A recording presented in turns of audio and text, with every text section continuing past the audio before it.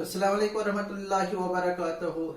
Dear students, this is Arfat Mujib from Fayaz Educational Institute. Today I am with 8th Standard Science. Today my topic to discuss is petroleum and refining. Petroleum क्या होता है ये आज हम इसमें जानकारी हासिल करते.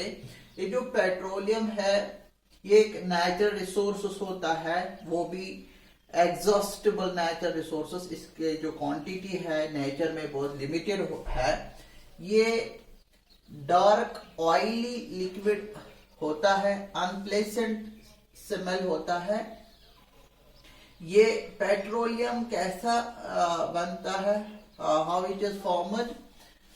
Petroleum formed by the deep burial of dead organisms in sea and got covered by many layers of sand.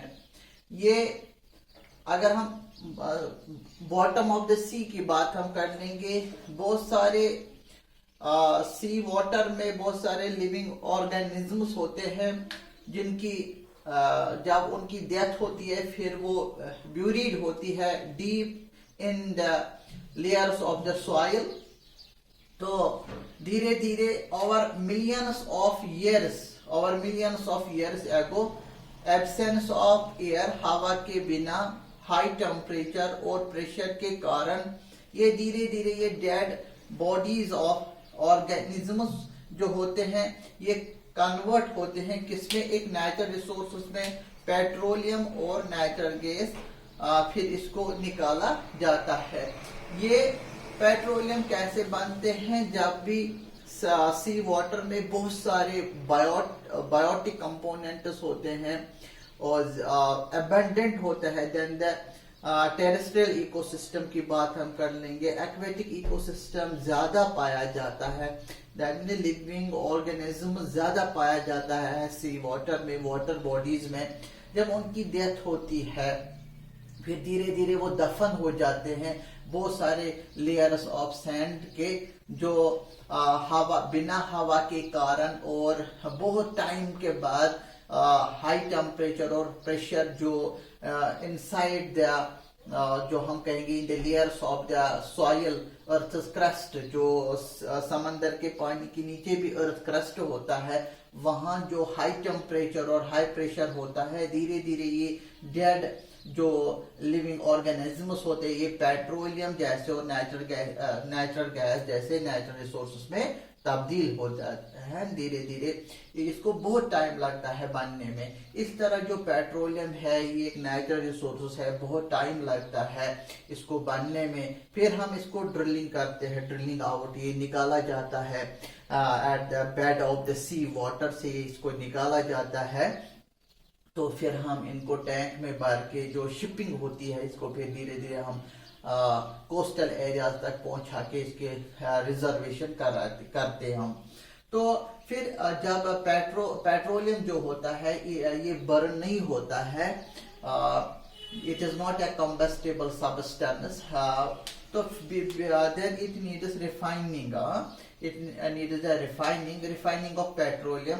ये क्या होता है? Process of separating various constituents such as petroleum gas, petrol, diesel, lubricating oils, paraffin wax, kerosene etcetera जैसे बहुत सारे products इसके निकलते हैं. जब भी इसके रिफाइनिंग होती है मतलब साफ सफाई होती है तो हम इस चीज को कहते हैं petroleum refinery process. Petroleum refinery process है, हमें बहुत सारे प्रोडक्ट जो होते हैं, बाई प्रोडक्ट जो होते हैं, पेट्रोलियम गैस, पेट्रोल, डीजल, जैसे कि पेट्रोल डीजल तो हम ऑटोमोबाइल्स में यूज करते हैं as a fuel, lubricating oils, paraffin wax, kerosene etcetera other substances जो इन हमें जब भी पेट्रोलियम की क्या होती है रिफाइनिंग प्रोसेस और मैन्युफैक्चरिंग और मजीद भी हमें मिलता है इसमें. मैन्युफैक्चरिंग से पेट्रोलियम की जब रिफाइनिंग होती है और हमें बहुत सारी चीजें मिलती है जैसे कि manufacture of detergents, fibrous, that is polyesters, nylon, acrylic, polythene, plastics, hydrogen gas हमें ऑब्टेन होता है जब भी अच्छा खासा रिफाइनिंग प्रोसेस होता है पेट्रोलियम की। जो पेट्रोलियम जो है नॉन कम्बस्टेबल है, सब्सटेंस है। जब इसकी रिफाइनिंग होती है हम उसको कहते हैं पेट्रोलियम रिफाइनरी प्रोसेस। बहुत सारे प्रोडक्ट्स हमें मिलते हैं।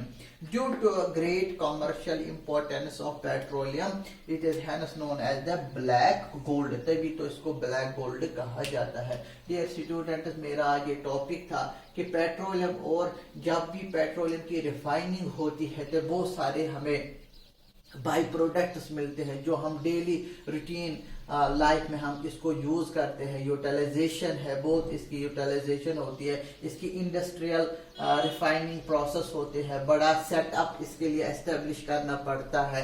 जब भी पेट्रोलियम की क्या करना पड़ता है, पेट्रोलियम नहीं तो यूजलेस है, ये यूजलेस नेचुरल रिसोर्स है। जब भी इसकी रिफाइनिंग होती है, रिफाइनिंग के बाद हमें बहुत सारे ऐसे कंपोनेंट्स मिलते हैं जो हमें डेली रूटीन में यूज अप होते हैं और तरह तरह के फायदे हमें इनसे मिलते हैं।